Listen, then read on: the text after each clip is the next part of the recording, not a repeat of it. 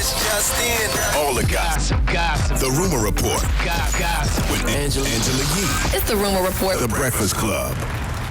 Man, I did not see this coming. Young Thug and Gunna are among 28 people associated with YSL, that's their Young Stoner Life, that have been charged in a 56-count indictment yesterday. Now, Young Thug was taken into custody after the home that he was at was raided. He's being held at Fulton County Jail. He's been charged with RICO and participation in criminal street gang activity, according to jail records. Here is the DA speaking on what's going on. We expect that in coming days, weeks, and months that we will bring RICO indictments against gang members, even top-level gang members, to make sure that we rid them from our society. Now, according to Michael Seiden from WSB TV, he was on Twitter breaking down everything that was happening. They did have some breaking news. They said the indictment included charges of conspiring to violate the Racketeer Influence and Corrupt Organizations, that's RICO Act, murder, armed robbery, participation in criminal street gang activity.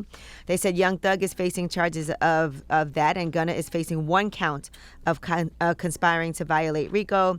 It's an 88-page indictment that Michael Seiden did review. He said there's some very serious allegations against Young Thug. According to prosecutors, YSL is a criminal street gang that started in late 2012 in the Cleveland Avenue area of ATL. YSL claims affiliation with the National Bloods gang. Now, here is Young Thug's attorney speaking on his innocence. I'll tell you the response to any allegation is Mr. Williams committed no crime whatsoever, and we will fight to my last drop of blood to clear him. Young Thug is accused of renting a 2014 Infiniti Q50 sedan from Hertz, which was used in the commission of the murder of Donovan Thomas Jr., a rival gang member, according to the indictment. Prosecutors allege that two associates of YSL worked to get permission of Young Thug to make a second attempt to murder YFN Lucci while he's jailed in Fulton County. So these are some of the allegations. And he, like I said, he was booked on charges of RICO. So Young Thug, they do have his mugshot and everything. And Gunna too, right? They said as of last night, he hadn't been booked into jail. I don't know about this morning. Oh, I thought he was named in the indictment He as was well. named, but he hasn't been booked yet. We said that he was named as well.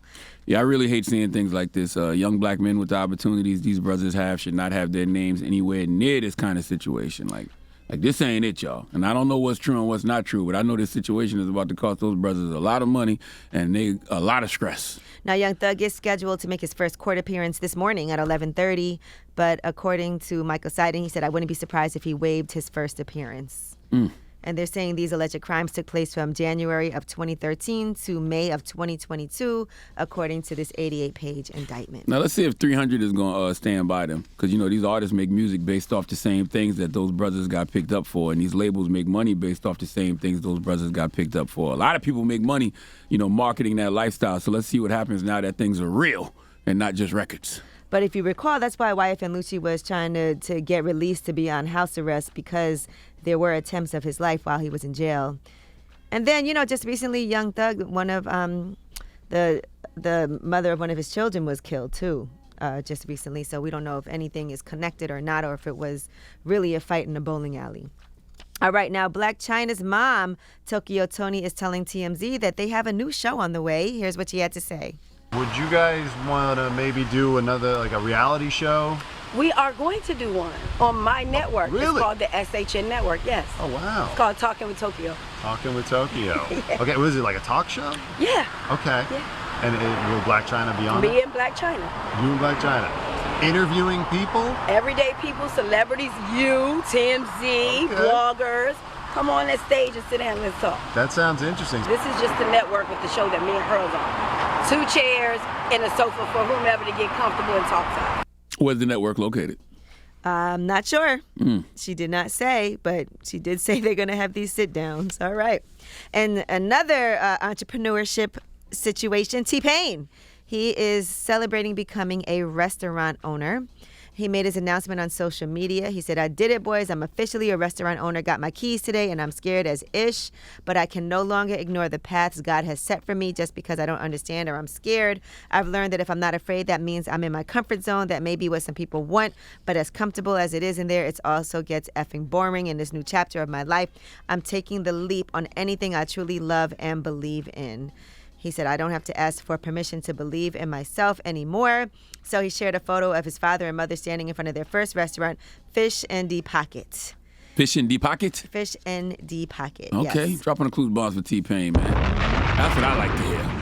So that's their first restaurant with his mom and dad. He said, I grew up in this place. I know the risks. I know how stressful it is. I know the success rate. Thank you, everybody, for your support, kind words, encouragement. And though it may not seem like it, I also appreciate the concern. But please don't project your own fears onto me. People will tell you how hard it is to open a restaurant, and I'm sure that's what he's referring to. Yeah, and it is. But guess what? That's life. You know what I mean? And I salute that man for taking that kind of risk. That's the kind of risk people should take. If you're going to take a risk, take that kind of risk. Not a risk that's going to end you up in the penitentiary.